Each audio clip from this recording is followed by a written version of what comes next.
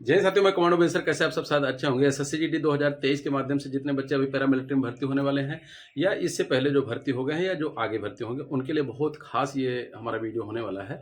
आज आप सबको हम इस वीडियो में बताएंगे कि आप जो है जब भर्ती हो जाएंगे तो उसके बाद कब हवलदार बनेंगे, कब एक स्टार आपके कंधे पर लगेगा यानी असिस्टेंट सब इंस्पेक्टर बनेंगे, कब सब इंस्पेक्टर बनेंगे, कब असिस्टेंट कमांडेंट बनेंगे। तो ये सब चीज़ आप सबको हम बताएंगे। दो तरीके से इसमें बनते हैं।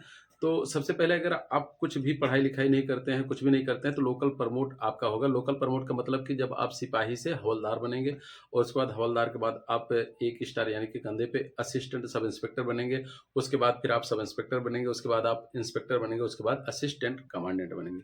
तो इसमें बहुत ही समय लग जाता है। आपको कम से कम अगर आप सिपाही में भर्ती हो जाते हैं तो कम से कम आज की डेट में ये समझ लीजिए कि जो हवलदार बन रहे हैं जो हमारे सीआरपीएफ में, तो वो लगभग 16-17 साल के बाद में ही बन रहे हैं। तो यही लगभग हर जगह चल रहा है। किसी जगह पर 15 साल चल रहा है, किसी जगह 16 साल। ये है कि 15 साल से नीचे जो है किसी भी डिपार्टमेंट में नहीं बन रहे हैं आगे हवलदार वगैरह। लेकिन इसी में यह है कि अगर डिपार्टमेंटली एग्जाम भी होता है, जैसे आपका ट्रेनिंग खत्म हो जाता है तो 3 साल के बाद 3 साल तक आप कोई भी डिपार्टमेंटली एग्जाम नहीं दे सकते हैं। 3 साल के बाद आप डिपार्टमेंटली एग्जाम देते हैं तो आप हवलदार का भी पद आता है। 3 साल के बाद आपका डिपार्टमेंटली एग्जाम देकर बनने के लिए उसके बाद जो है सब इंस्पेक्टर का भी आता है। एक स्टार यानी कि असिस्टेंट सब इंस्पेक्टर का जो है पद नहीं आता है जो डिपार्टमेंटली एग्जाम में। तो इस तरीके से 3 साल का आपका सर्विस जब पूरा हो जाएगा तो आपका मैथ अच्छे से तैयार रहना चाहिए। मैथ, रीजनिंग जो अभी आप एसएससी जीडी का क्वालिफाई कर रहे हैं, यही चीज़ आपका जो है हवलदार के लिए भी आएगा। और उसमें एक चीज़ और बढ़ जाता है, प्रोफेशनल नॉलेज। प्रोफेशनल नॉलेज क्या चीज़ होता है? प्रोफेशनल नॉलेज होता है आपका जैसे जो ट्रेनिंग टाइम पे आपको सिखाया जा रहा है, जो हथियार, ये वेपन्स वगैरह है, और जो उस डिपार्टमेंट के बारे में, जैसे आप सीआरपीएफ के बारे में हैं तो सीआरपीएफ के बारे में पूरी जानकारी, बीएसएफ में अगर आप भर्ती होंगे तो बीएसएफ के बारे में जानकारी, सीआईएसएफ में भर्ती हो गए तो उसके बारे में पूरी जानकारी। तो ये सब जानकारी जो है उसको प्रोफेशनल नॉलेज बोला जाता है। इसका भी अलग से एक पेपर होता है, ये हवलदार के लिए है। उसके बाद फिर अगर आप सब इंस्पेक्टर का देखना चाहते हैं तो हर साल सब इंस्पेक्टर का भी हर एक डिपार्टमेंट में, चाहे सीआरपीएफ हो, बीएसएफ, आईटीबीपी, हर जगह पर डिपार्टमेंटली एग्जाम के लिए जो है वैकेंसी आती है। तो उसमें जिन बच्चों का 3 साल सर्विस हो जाता है, जिनका रिकॉर्ड बहुत अच्छा रहता है, रिकॉर्ड का मतलब जिनको पनिशमेंट वगैरह नहीं मिला रहता, वो जो है ये डिपार्टमेंटली अपना जो है वैकेंसी फिलअप कर सकते हैं और फार्म भर सकते हैं और जो है अपना एग्जाम दे के आगे सब इंस्पेक्टर वगैरह बन सकते हैं। लेकिन आप डायरेक्ट कांस्टेबल से डिपार्टमेंटली एग्जाम देकर असिस्टेंट कमांडेंट नहीं बन सकते हैं। असिस्टेंट कमांडेंट केवल सब इंस्पेक्टर भर सकते हैं और इंस्पेक्टर बन सकते हैं, भर सकते हैं। तो आपको पहले सब इंस्पेक्टर बनना पड़ेगा, उसके बाद आप डिपार्टमेंटली एग्जाम से असिस्टेंट कमांडेंट बन सकते हैं।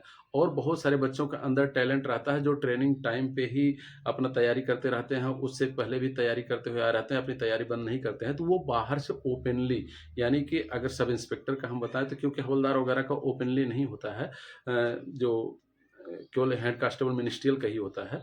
तो अगर बहुत सारे बच्चे ऐसे होते हैं कि जिनके अंदर टैलेंट रहता है तो वो बाहर से सब इंस्पेक्टर का जैसे एसएससी सीपीओ के माध्यम से एग्जाम देकर जो है फिर आगे वो निकल जाते हैं।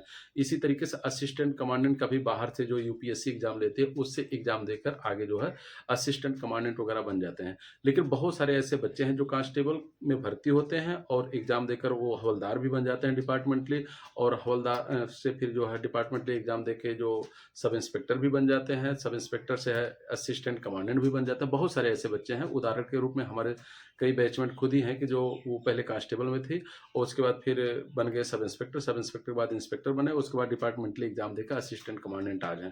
लेकिन मैं जो है आगे जो है असिस्टेंट कमांडेंट का एग्जाम नहीं दिया और मैं जो है यहीं रह गया। मैं भी जो है पहले कांस्टेबल भर्ती था, कांस्टेबल के बाद फिर मैंने भी एग्जाम दिया एसएससी सीपीओ से, और एसएससी सीपीओ से फिर जो है मुझे फिर ही इसी डिपार्टमेंट में जो है सब इंस्पेक्टर बन गया, उसके बाद फिर इंस्पेक्टर।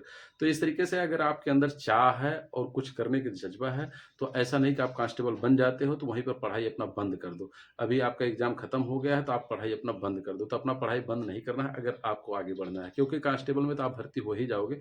आपका नंबर भी अच्छा है, आपका फिजिकल भी अच्छा है, आपका मेडिकल भी अच्छा है, आप हो जाओगे। लेकिन आगे बढ़ना है भाई, कांस्टेबल से आगे बढ़ना है। ये तो कांस्टेबल आपका एक मिल गया कि हाँ चलिए आपका बेरोजगारी हट गई, आपका आगे बढ़ने का प्रयास जो है वो अनवरत जारी रहना चाहिए, आगे बढ़ते रहना चाहिए।